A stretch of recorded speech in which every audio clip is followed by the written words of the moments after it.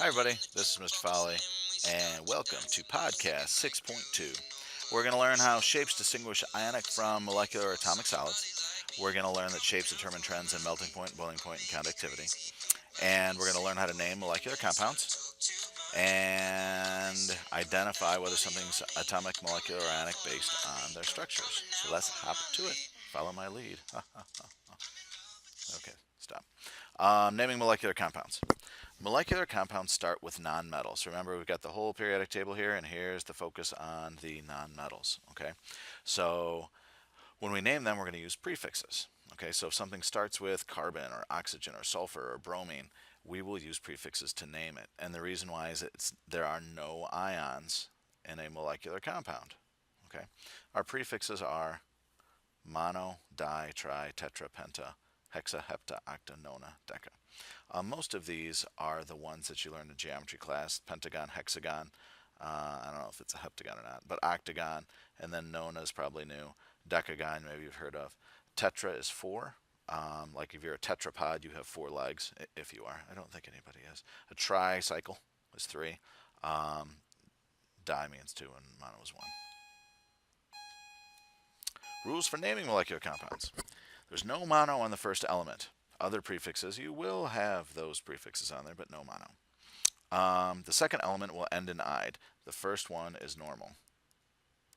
Get back here.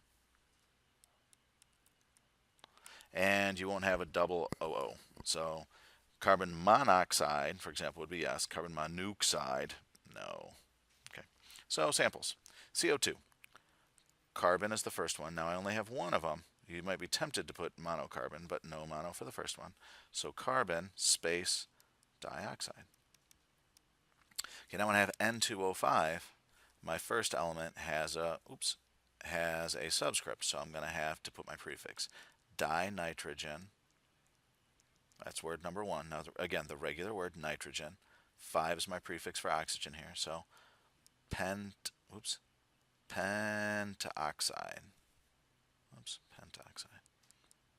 And when I said no OO, also no AO. AO. Okay, dinitrogen pentoxide. Over here, if I have 3 oxygens, it would be trioxygen. Remember the first one, just the regular name. And then prefix for 7 is hepta. Heptafluoride. Good. Now, you should draw 2 of these. Okay, you should draw this guy to your best of your ability and this guy. You can tell if something is an atom, an ionic compound, or a molecular compound with a microscope. So when you look at it, I know these are drawing representations of it, but the microscope looks pretty much like this. Okay, so what you're going to see when we give you these pictures is they're going to have the same color. So see, these are all yellow. That means these are all the same element. So this is what sulfur does. Sulfur is weird. It makes little clusters of 8, and they kind of look like cornflakes, or they actually look like chairs, I suppose. So that's what sulfur does. This is argon. Remember, argon's a noble gas. It doesn't interact with anything, so it's just all by itself. It's chilling. This is carbon, and carbon forms sheets. See how there's a layer? Whee! And another layer. And then this one right here is a metal. This one happens to be copper. But do you see how the metal has this? All of these things are bond and bond and bond and bond and bond and bond and bond and bond and bond. So because this has bond, bond, bond, bond, bond, bond, bond, bond, bond, this is super strong. Okay, sulfur, I talked about cornflakes. Yeah, sulfur's about as tough as a cornflake. Okay, so the bonds are strong, but in between the bonds are weak. So they're weak interactions in between. Okay, so if you draw this, draw a bunch of circles. Or if you were to draw this, I would just draw, you can really simplify it, and then kind of like make a cube. And that way you can see there's all these bonds that go together. Okay? So bond, bond, bond, bond, bond, bond, bond, that's strong. So metals, super strong. Argon, super weak. Okay?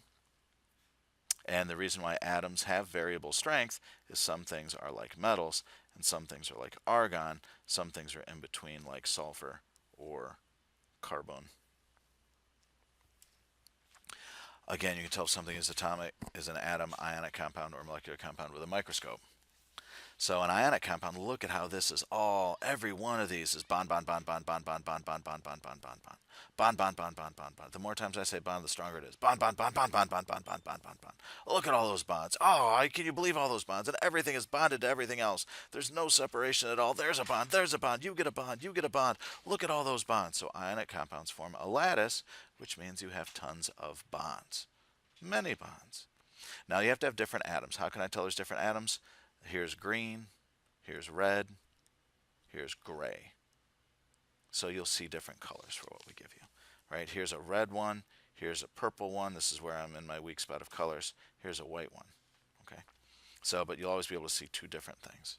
If it looks the same, right? If it was the same atom, it would be like a metal.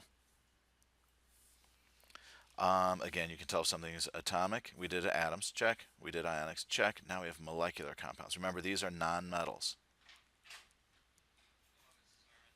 So you'll have molecules, two different nonmetals, and it's going to be separated. So do you see how this guy is separate from this guy, is separate from this guy? They look kind of crumpled together, but you can see they're separate, okay? So it's weak between these things. So if it's weak between them, that has a bigger impact. See how there's these big breaks? Whoops. See how this has breaks? Big breaks, big breaks. Okay, so that means it's going to be weak. So shapes determine these properties. Ionic compounds, bond, bond, bond, bond, bond, bond, bond. Boiling point is high, melting point is high. Why? Bond, bond, bond, bond, bond, bond, bond. Full bonds, bond, bond, bond, bond, bond. And it doesn't conduct as a solid. So conduct electricity. Remember conductivity is flow of ions. And it doesn't conduct because they're locked in place. Why are they locked in place? Bond, bond, bond, bond, bond, bond, bond, bond, bond.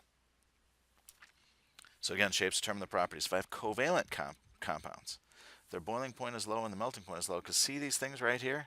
These spaces? There are attractions there. These are just attractions. Attractions are much weaker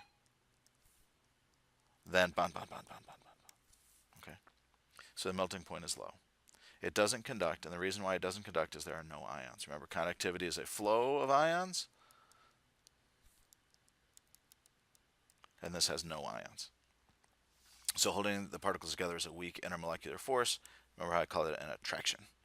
So it's just an attraction, it's weak. So it's there, but it's kind of weak. It's kind of like how, I don't know, everybody kind of likes Justin Bieber, but not really. Okay, maybe I don't. Well, maybe I do. Shapes determine properties again. So if I'm an atom, remember I have variable melting and boiling point. See how these spaces mean weak? Spaces mean weak. So this is argon. Argon is weak. Why is it weak? It has all those spaces. Why are those spaces there? Because the attractions are weak. They're not very strong. And then I see this guy right here, and I see bond, bond, bond, bond, bond, bond, bond. Okay?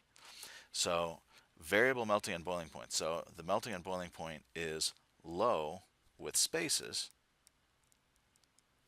and the melting and boiling point is high with bond, bond, bond, bond, bond, bond, bond, bond. Okay?